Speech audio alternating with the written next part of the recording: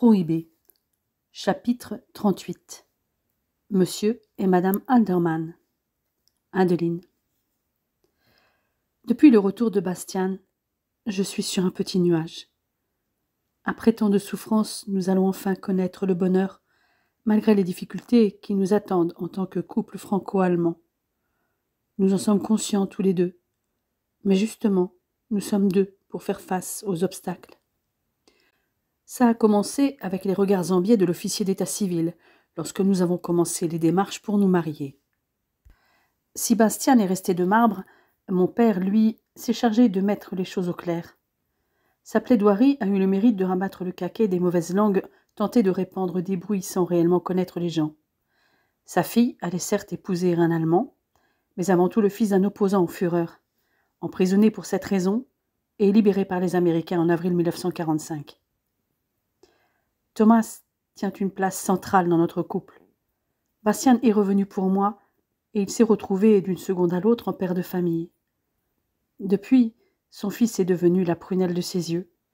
Il ne se lasse pas de ses facéties, car Thomas est un enfant plein de vie, espiègle et risque tout. Chaque matin, il escalade son petit lit en bois pour nous rejoindre dans le nôtre. Invariablement, il nous trouve blottis l'un contre l'autre et insiste jusqu'à ce qu'il se soit fait une place entre nous deux. Il a fallu que Bastian change ses habitudes. Avant, nous dormions nus l'un et l'autre, et bien entendu, mon futur mari avait fait l'impasse sur le pyjama dans ses bagages, et doit maintenant penser à remettre son caleçon après nos ébats, comme je dois renfiler ma nuisette. Les liens entre le père et le fils se sont renforcés au fil des jours, car Bastian s'occupe de Thomas pendant que je vais visiter mes futures mamans ou lorsque je suis appelée pour les accouchements. En revanche, mon petit Thomas ne s'intéresse pas à l'effervescence de la préparation du mariage de ses parents. Amélie est plus excitée que moi et me harcèle pour ma robe de mariée.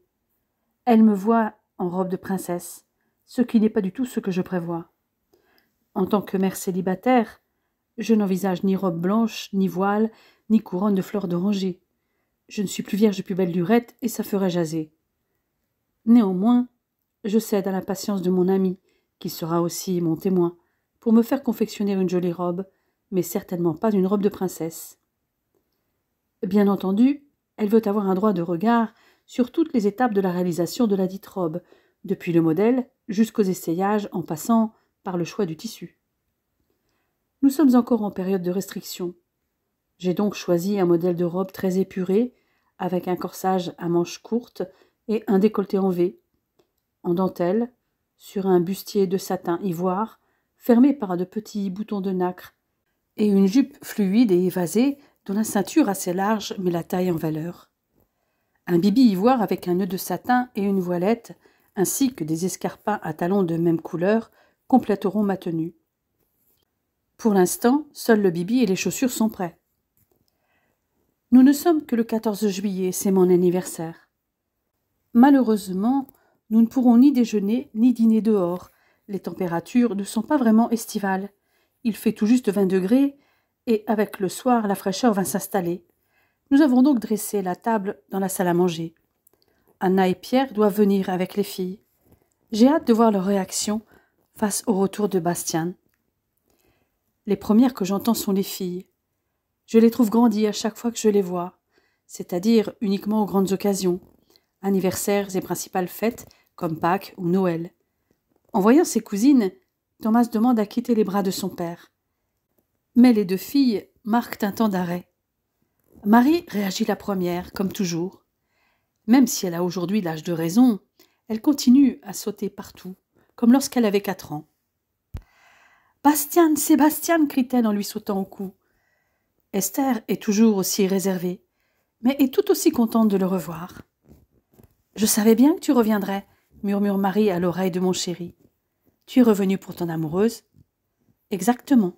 Tu as deviné, Marie. »« Vous allez vous marier ?» poursuit la petite curieuse. « Décidément, on ne peut rien te cacher, » lui répond-il avec un grand sourire. « Alors, je peux t'appeler tonton Bastian ?»« Si tu veux. » À la fin de leur conciliabule, je peux enfin présenter l'élu de mon cœur à Pierre, qui est resté à observer ses filles face à cet étranger, qui plus est allemand. Il reste réservé. C'est Bastian qui s'avance vers lui et lui tend la main en premier avec sa chaleur habituelle. « Enchanté, Pierre. Je peux vous appeler Pierre ?»« Bien sûr. De toute façon, nous allons faire partie de la même famille, si j'ai bien compris. » Je suis agréablement surprise de la réaction du mari de ma cousine, qui semble se détendre un peu, et j'interviens dans l'échange. « En effet, Pierre, tu as bien compris. Il est logique que j'épouse le père de mon fils, maintenant que la guerre est derrière nous, même si nous en ressentons encore les conséquences. Et ce n'est pas ma seule raison de l'épouser. Nous nous aimons, ajoutai-je en me serrant contre mon futur mari. Anna n'a pas les mêmes hésitations que son époux. Elle a toujours apprécié Bastian, qui dès le départ s'était montré poli, courtois, et surtout plein de gentillesse et d'attention envers les filles. « Bonjour, Bastian. Je suis ravie de te revoir. Nous pouvons nous tutoyer, n'est-ce pas? Et nous faire la bise? Il faut que tu t'habitues, la bise est une coutume très française. »« Avec joie, » répond mon Bastian en s'exécutant. C'est avec émotion que je vois mes proches accepter mon ex-officier comme un des leurs. Bien sûr, tout au long du repas, il n'est question que de notre mariage et de notre future installation dans la région parisienne, nouvelle qui a surpris les Cottard, qui me voyaient déjà partir en Allemagne. Mais c'est à Troyes que nous nous rendons au bal du 14 juillet. J'ai remis la robe portefeuille à motifs floraux verte que je portais le jour du retour de Bastian avec un cardigan pour supporter la fraîcheur. Amélie ayant rapidement trouvé des partenaires de danse, je peux danser avec Bastian sans avoir à le partager. Des Américains sont partis, mais ils ont fait des émules qui reprennent les titres qui nous font danser depuis la fin de la guerre, comme Chou-Chouch Boogie. Mais c'est sur les rythmes plus lents de chansons françaises que je peux me laisser aller sur un tendre boléro, comme sur Perfidia, ou des foxtrots sur La vie en rose ou La mer. Et cette fois, mon partenaire peut me serrer d'aussi près qu'il le souhaite. Je n'y vois aucun inconvénient, puisqu'il s'agit de l'homme de ma vie. Il y a bien quelques commères qui nous jettent un œil en biais, mais la plupart des danseurs sont des jeunes qui sont là pour s'amuser.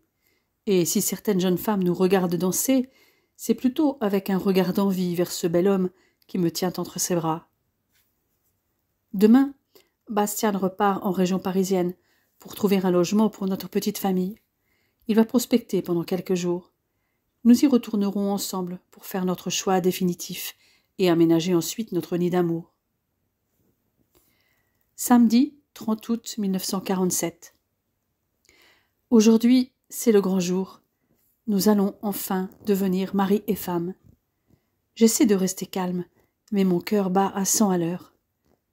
Thomas est avec Josette, car dans quelques minutes, je vais monter en voiture avec mon père.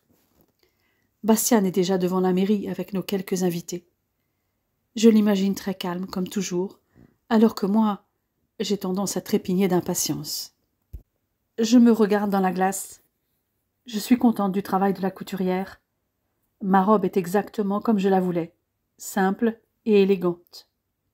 Papa m'a remis le collier de perles de maman, avec les boucles d'oreilles qui vont avec. Elle les porte sur le portrait qui trône dans le grand salon.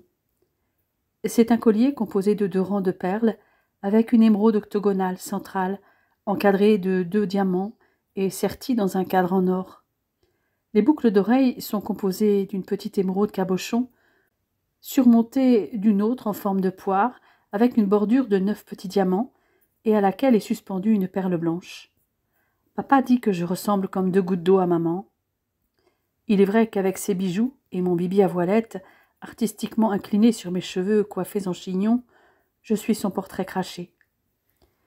J'enfile mes gants et j'attrape mon bouquet de mariée, composé de roses blanches et roses pâles, avec quelques fraisiers blancs que m'a offert mon cher et tendre Bastian, avant de me précipiter dehors pour monter en voiture. Jean est au volant et Josette est à côté de lui. Thomas est assis entre mon père et moi, sage comme une image dans son petit costume marin. Pendant le trajet, je replonge en pensée dans les semaines qui viennent de s'écouler, préludes à ma future vie avec Bastian.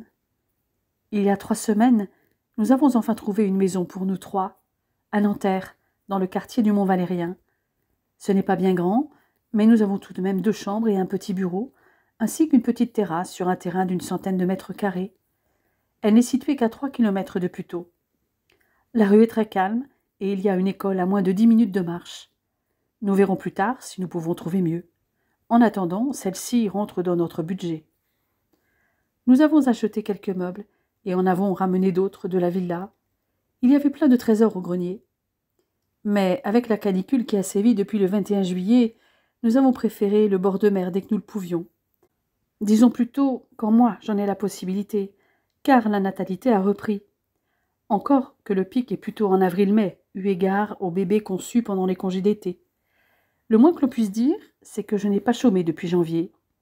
Mais bientôt, je vais passer la main.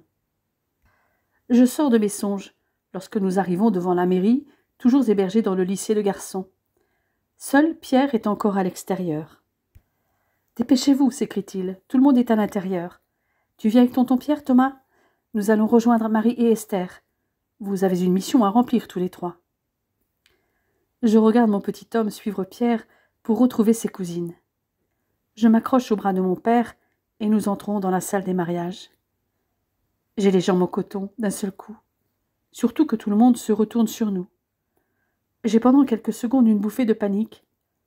Y aurait-il quelque chose qui ne va pas ? Mais non, tu es juste la mariée, pas d'affolement, me dit ma voix intérieure. D'ailleurs, tout le monde sourit. J'aperçois nos deux témoins, Amélie pour moi, et Eric venu exprès d'Allemagne pour Bastian. Mais je ne vois que lui, Bastian. Il est magnifique dans son costume sombre. Il plonge son regard dans le mien avec une telle intensité que mes jambes vacillent. Je peux lire tant d'amour dans ses yeux. La distance se réduit entre nous. Dès que je suis assez près, ma main gantée glisse sur sa joue. « Bastian, mon amour », soufflai-je, mon regard rattaché au sien. « Cette fois, c'est pour de vrai. »« Lina, » murmure-t-il d'une voix à peine audible, « je t'aime. Tu es magnifique. » Ce surnom qu'il m'a donné en 1943, pendant 3 ans, personne ne l'a prononcé. Lui seul en a le droit, l'homme que j'aime et qui fait battre mon cœur. Puis le maire commence son discours, dont nous entendons à peine un mot sur deux, tant nous sommes absorbés l'un par l'autre. Nous émergeons au moment de l'échange des consentements et des alliances. Ces 2 anneaux sont ceux que nous portons l'un et l'autre depuis août 1944, à part que nous y avons fait graver nos prénoms et notre date de mariage. Et c'est Thomas, notre fils, qui les amène sur un petit coussin, assisté par Marie et Esther. Mon petit homme assume sa mission avec un sérieux qui m'amène les larmes aux yeux. Lors de l'échange des alliances, je vois un tourbillon d'émotions se propager dans les yeux de mon grand amour. Le maire a à peine le temps de prononcer le traditionnel « Vous pouvez embrasser la mariée » qu'il m'attire contre lui et plaque ses lèvres contre les miennes dans un baiser passionné. Un frisson parcourt toute ma colonne vertébrale et l'onde se termine dans mon ventre. Je tremble comme une feuille. Le temps paraît comme suspendu. Tout ce qui compte à cet instant, c'est le goût de ses lèvres, son corps contre le mien. Lorsqu'il recule, il pose son front contre le mien, pendant que ma main se pose sur son torse, à l'endroit du cœur. Ensuite, il y a les signatures sur le registre, les nôtres, celles de nos témoins. En outre, il y a la signature de Bastian, qui reconnaît Thomas comme son fils. Thomas, Robert, Franz Alderman. Nous voilà devenus la famille Alderman. Puis nous nous soumettons aux traditionnelles photos officielles, après que j'ai embrassé les invités, que je n'ai pas encore eu l'occasion de saluer. Anna et les filles, Eric, mais aussi Johan. Je suis très émue de revoir ces 2 derniers. Le repas de mariage a lieu dehors, sous la pergola. Comme à son habitude, Josette a fait des miracles avec les produits du jardin et notre élevage. Pâté fait grâce à nos lapins, poulet rôti, tourtes aux légumes, fromage fabriqué avec le lait de notre chèvre, cidre fabriqué avec les pommes de nos pommiers. Les discussions vont bon train. Eric a repris son métier d'architecte dans le cabinet de son père et il y a de quoi faire en cette période de reconstruction. Rien que dans sa ville bombardée en novembre 1944, pendant l'opération Tigerfish de la RAF, il a de quoi s'occuper pendant quelques années. Johan, lui, évoque ses relations un peu compliquées avec ses collègues français de l'usine Renault du Mans, où sont fabriqués surtout des tracteurs. Mais les nouvelles de sa famille lui laissent penser qu'il vaut mieux qu'il reste en France jusqu'à nouvel ordre. Sa sœur lui a écrit « Ne te presse pas pour rentrer ». Il n'a eu qu'à lire entre les lignes. « Mon travail me plaît, avoue-t-il, et je m'entends heureusement bien avec mon chef d'équipe à l'usinage. Mais il va bientôt partir pour travailler à Boulogne-Billancourt. »« Et pourquoi tu ne demanderais pas à venir à Boulogne-Billancourt, toi aussi ?» demandai-je à Johann. « Ça ne changerait pas grand-chose. Je risque de ne pas être dans le même atelier que lui. Et puis, je commence à connaître le Mans, même si je ne parle pas à grand monde. »« C'est possible, mais en travaillant à Boulogne-Billancourt, tu serais à moins de 10 kilomètres de chez nous, lui annonçai-je. »« Comment ça ?» nous interroge Johann. « Nous allons emménager bientôt en région parisienne, enchaîne Bastian. Je commence à travailler en octobre dans le département de recherche physico-chimique d'une entreprise française. Tu connaîtrais au moins 2 personnes sympathiques avec qui parler. Alors, tu veux toujours rester au Mans ? Vu sous cet angle, je vais y réfléchir. Si jamais tu viens à Boulogne, tu pourras toujours loger chez nous, en attendant de trouver un garni pour être indépendant, propose Bastian. Merci, Bastian, répond Johann ému. Pas de quoi, les amis, c'est fait pour ça. Mon mari est vraiment un homme généreux, et c'est aussi pour ça que je l'aime tant. Et je sais que ce qu'il aime en moi, c'est mon empathie pour les autres. Je me serre contre lui instinctivement, et lui m'en lasse. En face de nous, Amélie et Eric sont en pleine conversation, comme avant août 44, où ils avaient souvent des discussions apparemment passionnantes. C'est comme s'ils ne s'étaient jamais quittés. L'arrivée du gâteau interrompt mon observation de nos vis-à-vis. Nous devons nous mettre au travail, mon amour, susurrai-je à Bastian. C'est le rôle des mariés, que couper et distribuer les parts de gâteau. Nous nous exécutons à la lumière des lampions accrochés par Jean. Mon père a sorti des bouteilles de champagne de la cave. À chaque fois, je crois que ce sont les dernières, mais à chaque fois, il en sort de nouvelles. Pas de fête sans champagne, annonce mon père à la cantonade en se levant. Et aujourd'hui est certainement le plus beau jour de la vie d'Adeline et Bastian. Et c'est pour moi un très beau jour également, avec la naissance de mon petit-fils que j'ai aidé à venir au monde. En attendant, peut-être une petite fille d'ici quelque temps, mais surtout prenez votre temps. Profitez l'un de l'autre, vous avez tant attendu ce moment. Vous n'avez certes pas choisi la facilité, mais quel meilleur moyen de sceller enfin la paix entre 2 pays qui n'ont pas arrêté de se chamailler depuis tant d'années. Trinquons à votre bonheur, mes enfants. Tous les convives se lèvent pour trinquer à notre santé, pendant que je montre à Bastian comment entrecroiser nos bras pour boire nos flûtes respectives que mon père a fait graver à nos prénoms avec la date de notre union. C'est une manière symbolique de marquer le début de notre voyage ensemble en tant que couple marié, lui chuchotai-je. Puis Amélie annonce qu'il est temps de danser et commence par la vie en rose, un choix judicieux pour 2 amoureux comme nous. Bastian m'entraîne dans une valse lente. Nous enchaînons les danses étroitement enlacées sur Blue Moon, Stormy Weather, Just a Gigolo ou encore sur You Are So Beautiful de Sinatra. Puis Amélie passe à une série de swing sur Woody Herman comme Woodchopper's Ball ou Benny Goodman avec Why Don't You Do Right. Anna s'est occupée de coucher Thomas en même temps que les filles pendant que nous dansons encore un peu. Lorsque nous montons nous coucher et que Bastian me porte dans ses bras pour passer la porte de notre chambre, notre bout de chou n'aura point fermé. Malgré tout, c'est notre nuit de noces et nous nous efforçons de ne pas faire trop de bruit et de maîtriser nos gémissements de plaisir.